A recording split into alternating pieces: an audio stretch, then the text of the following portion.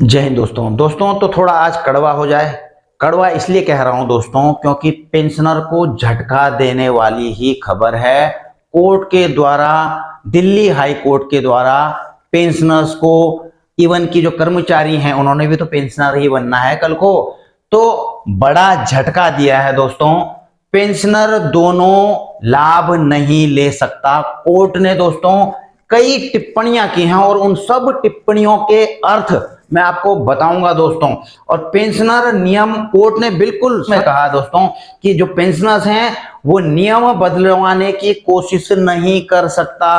जी हां दोस्तों, मामला क्या है मैं आपको बताऊं। ये देखिए, pensioner can't seek alteration of restoration period, ये पूरा दोस्तों अखबार की कटिंग है। आप चाहो जो अंग्रेजी वाले हैं तो इनकी स्क्रीनशॉट ले सकते हो, आराम से इसको पढ़ सकते हो। और जो दिल्ली हाई कोर्ट का जो जजमेंट है दोस्तों, ये 29 मई 2026 का है। यह जजमेंट आप देख रहे हैं, union of India and ORS, ठीक है। तो इसमें वर्सेज है सूबेदार त्रिलोक चंद, रिटायर्ड नंबर जो भी है, ये आप इसको देख सकते हैं। ये 50 पेज का है दोस्तों पूरा, लेकिन 50 पेज में आप, ये फाइनल लास्ट में जजमेंट है, ये सारा मैं आपको दिखा रहा हूं, लेकिन समझाऊंगा मैं आपको आराम से हिंदी में ही, ठीक है। जिनको अंग्रेजी वाले हैं वो उनको पढ़ सकते हैं आराम से। अब मामला क्या है दोस्तों, मामले का तथ्य आप सबसे पहले समझ लिए कि कई केंद्रीय सरकारी कर्मचारी, इवन की दोस्तों डिफेंस के भी पेंशनर्स, अर्धसैनिक बल, रेलवे, बैंक आदि के रिटायर्ड कर्मचारियों ने कोर्ट में याचिका दायर की। अब क्या हुआ, उन्होंने कहा कि पे कमीशन के बाद कम्यूटेशन फैक्टर बदलने से 12 से 13 साल में ही कम्यूटेड अमाउंट वसूल हो जाता है, फिर भी 15 साल तक की कटौती क्यों। ये सारे के सारे दोस्तों कोर्ट में गए। आपको पता ही है, इससे पहले चंडीगढ़ हाई कोर्ट में भी गए थे, कुछ और कोर्ट्स में भी चल रहे थे कि उनके रिजल्ट हमने आपको बता दिए थे, जजमेंट, ठीक है ना। और राज्य सरकारों में भी ऐसी मतलब कई चीजें हुआ था। लेकिन अब यहां पर दिल्ली हाई कोर्ट का मामला है, मैंने आपको दिखा दिया है, जजमेंट बिल्कुल अभी आया है और 29 मई का, ठीक है। अब ये सारे तथ्य लेके गए थे कि भाई पे कमीशन के बाद तो कम्यूटेशन फैक्टर बदलने से 12-13 साल में कम्यूटेशन की रिकवरी हो जाती है, अमाउंट वसूल हो जाता है, तो फिर हमसे 15 साल क्यों वसूला जा रहा है। उन्होंने 15 साल की जगह इसको 12 या 13 साल करने की मांग की थी। और कुछ मामलों में दोस्तों आपको पता ही होगा कि आर्म्ड फोर्सेज एएफटी जिसको कहते हैं, आर्म्ड फोर्सेज ट्रिब्यूनल ने पेंशनर्स के पक्ष में भी इसमें फैसला दिया था कि जी हां, कम्यूटेशन को 15 साल से घटाकर ये 12 साल कर दिया जाए या समथिंग ऐसे ही था। तो ये चीज हुई थी दोस्तों। लेकिन एएफटी के फैसले के खिलाफ दोस्तों सरकार चली गई हाई कोर्ट में। हाई कोर्ट में चुनौती दे दी गई एएफटी के फैसले को, ठीक है। एएफटी को फैसले को दे दी गई चुनौती। तो उसके बाद दोस्तों दिल्ली हाई कोर्ट ने क्या महत्वपूर्ण टिप्पणियां की है ना दोस्तों, इसको समझिए। सबसे पहले दोस्तों हाई कोर्ट ने कहा है, वहां पर जो जज साहब लोग थे उन्होंने कहा कि पेंशन कम्यूटेशन ऋण नहीं है, यह आपको कोई लोन नहीं दिया गया है, यह कोई कमर्शियल लोन नहीं है जिसे साधारण ईएमआई की तरह चुकाना हो। यह एक्चुरियल कैलकुलेशन है, यानी कि एक्चुरियल कैलकुलेशन का मतलब आप समझिए बीमांकिक गणना पर आधारित है। मतलब इसको एक्चुअल चीजों पे कैलकुलेट करके जो है आपका पेंशन कम्यूटेशन की जो रिकवरी है 15 साल, उसका जो फैक्टर है वो सारा तय किया गया है, वो ऐसे ही नहीं कर दिया गया है। 15 साल एक्चुरियल इक्विलिब्रियम है। अब ये देखिए, यह पूरे पेंशन सिस्टम के लिए संतुलन बनाए रखने का नियम है, किसी एक व्यक्ति की गणना नहीं है। इसमें लाइफ एक्सपेक्टेंसी, मोर्टेलिटी रिस्क आदि को ध्यान में रखा जाता है। अब कोर्ट का यह कहना था कि यह पूरा सिस्टम जो है ना, पेंशन सिस्टम को बैलेंस करने के लिए बनाया हुआ है, यह कम्यूटेशन वाला सिस्टम, ठीक है, यह नियम जो बना है। और ये किसी एक व्यक्ति, क्योंकि जब आप गणना करते हैं दोस्तों, इंडिविजुअल गणना करते हैं कि हमें 20 लाख का कम्यूटेशन मिला और उसका निकालते हैं कि अरे यार ये तो 11 साल में पूरा हो जा रहा है, ये 12 साल में पूरा हो जा रहा है, फिर सरकार हमसे इससे ज्यादा क्यों 15 साल तक क्यों ले रही है। मैंने 15 लाख लिया था, मुझसे 20 लाख लिया जा रहा है, तो ये 22 लाख जो भी कैलकुलेशन में आ रहा होगा। तो इस चीज को लेकर कोर्ट में गए थे, लेकिन कोर्ट ने क्या कहा है कि यह आपकी आप इंडिविजुअली इसकी गणना करते हो कि ऐसे हो जाता है, 12 में हो गया, खत्म हो गया, लेकिन इसके बारे में समझिए कि आखिर ये 15 साल क्यों रखा गया है।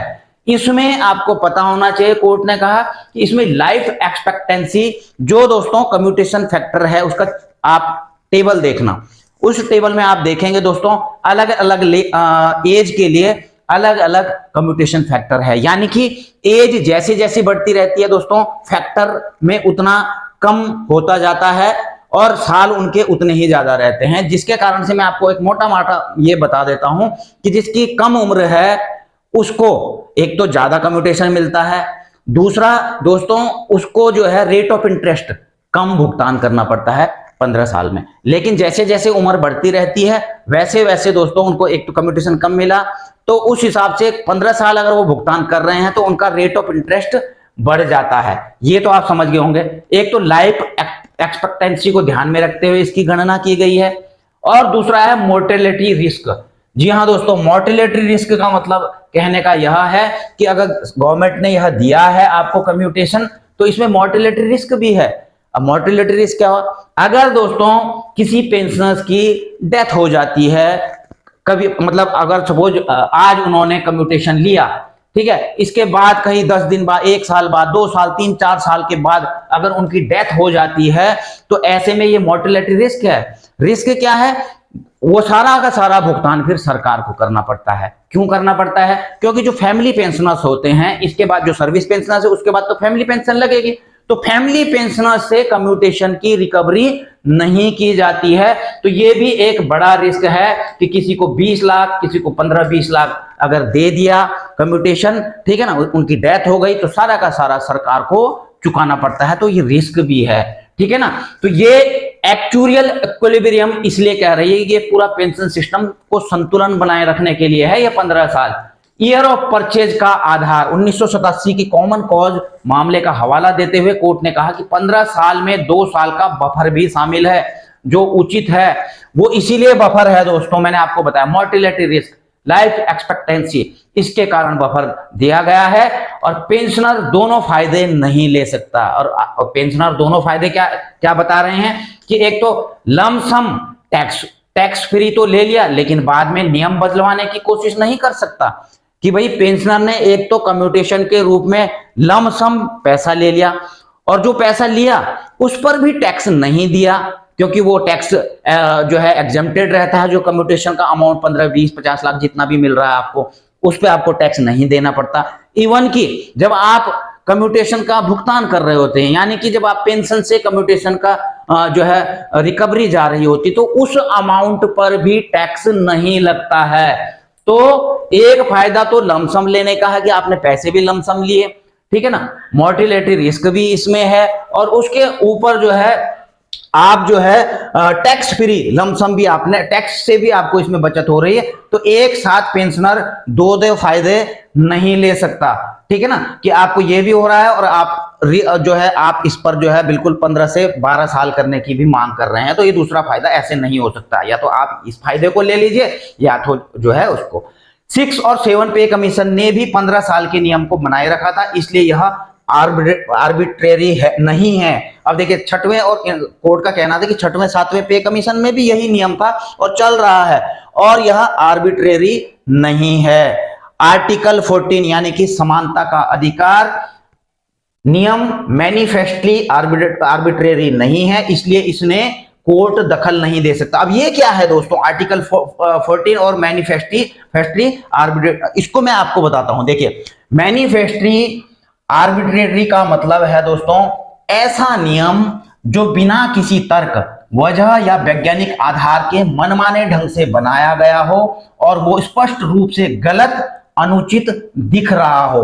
तो इनका कहना है कि जो नियम बनाया गया है ना वो मैनिफेस्टली आर्बिट्रेरी नहीं है, यानी कि जो नियम है ना कम्यूटेशन का 15 साल वाला बनाया हुआ है वो बिल्कुल जो है वैज्ञानिक आधार पर बनाया हुआ है, तर्कों के आधार पर बनाया हुआ है, कोई मनमाने ढंग से नहीं बनाया गया है, ठीक है ना, इसमें कुछ अनुचित नहीं है। इनका कहना यह है, कोर्ट ने यह कहा, इसमें कुछ भी अनुचित नहीं है। और दिल्ली हाईकोर्ट ने कहा कि 15 साल का रिस्टोरेशन पीरियड मैनिफेस्टली आर्बिट्रेरी नहीं है, बिल्कुल नहीं है ये, ठीक है ना। मतलब सब कुछ बिल्कुल वैज्ञानिक आधारों पर है, तार्किक है, बिल्कुल वजह है, मतलब बिल्कुल सही है, कोर्ट का कहना यह है। मतलब 15 साल का नियम मनमाना नहीं है, इसमें एक्चुरियल साइंस में आपको बता ही दिया था दोस्तों, बीमांक की गणना, बिल्कुल इसमें गणना की गई है, सब चीजों का इस्तेमाल, इसमें लाइफ एक्सपेक्टेंसी को भी देखा गया है, ठीक है ना, मोर्टेलिटी रिस्क को भी देखा गया है, पेंशन सिस्टम का संतुलन आदि वैज्ञानिक और नीतिगत आधार पर है, इसलिए कोर्ट इसे बदली नहीं कर सकता। तो कोर्ट का कहना है जो भी चीज, जो नियम एक्चुरियल साइंस पर बनते हैं, कोर्ट उसको बदली नहीं कर सकता है। कोर्ट किसको बदली कर सकता है?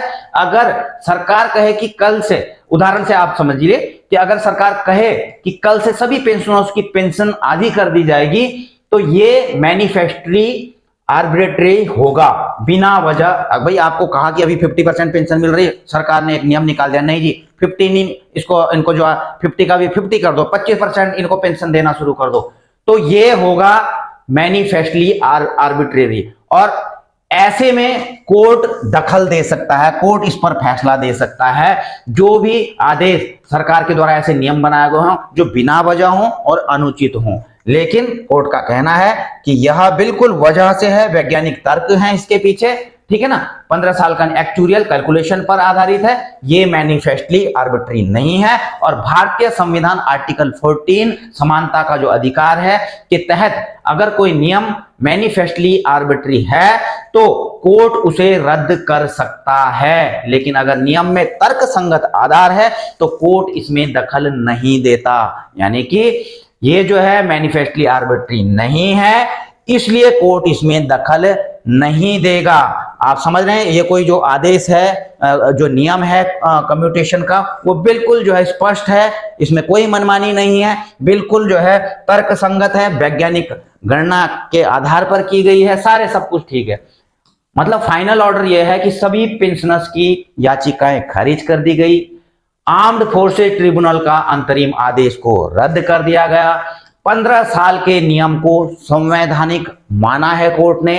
अंतरिम राहत के दौरान जो कटौती रुकी थी, क्योंकि अंतरिम राहत दी गई थी कि भाई कटौती ना हो, उसे एक साथ नहीं बल्कि आगे बढ़ाकर वसूला जाएगा। एक साथ मत, क्योंकि भाई पेंशनर्स पे एकदम लोड पड़ जाएगा, क्योंकि कुछ रोका गया था कि अभी जब तक जो है अंतरिम राहत दी हुई थी कोर्ट ने कि भैया अगले आदेश तक इसको रोक करके रखा जाए, ठीक है ना। और केस का टाइटल आपने देख ही लिया।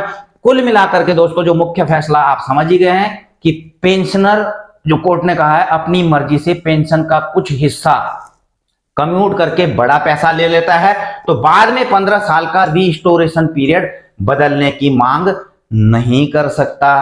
कोर्ट ने 15 साल के नियम को बरकरार रखा और पेंशनर्स की याचिकाएं खारिज कर दी। अब देखिए दोस्तों, इसका सॉल्यूशन भी मैं आपको बताऊंगा कि होगा कहां। पहले निष्कर्ष देख लिए। कोर्ट ने स्पष्ट किया कि सरकारी पेंशन नीति में ये अपनी गणना से नहीं बदल सकता। पेंशनर्स को नियम स्वीकार करते हुए लमसम लेने के बाद शिकायत नहीं करनी चाहिए। दोस्तों मैं आपको यह बताऊं, कोर्ट में कई कोर्टों ने यह फैसला दे दिया है और इन्होंने भी यह, और मैंने पहले भी कहा था दोस्तों, अगर कम्यूटेशन का केस अगर जो है कहीं पर सुधरेगा, कम्यूटेशन में सुधार होगा, तो होगा वो 8वें वेतन आयोग में दोस्तों। जी हाँ दोस्तों, आप वेतन आयोग में कुछ ना कुछ इसमें बदलाव देखने को जरूर आपको मिलेगा। बाकी दोस्तों आपकी क्या राय है कमेंट बॉक्स में लिख सकते हैं। फेसबुक का पेज का लिंक भी मैंने दिया है डिस्क्रिप्शन में, आप चाहें तो उसको भी फॉलो कर सकते हैं। वीडियो अच्छी लगी तो उसे लाइक शेयर कर सकते हैं, हाइप कर सकते हैं। चैनल में नए हैं तो चैनल को सब्सक्राइब करके बेल आइकन का घंटा दबा सकते हैं, ताकि आपको मेरी आने वाली वीडियोज की नोटिफिकेशन मिलती रहे। जल्द मिलेंगे नई वीडियो में नई जानकारी के साथ। जय हिंद,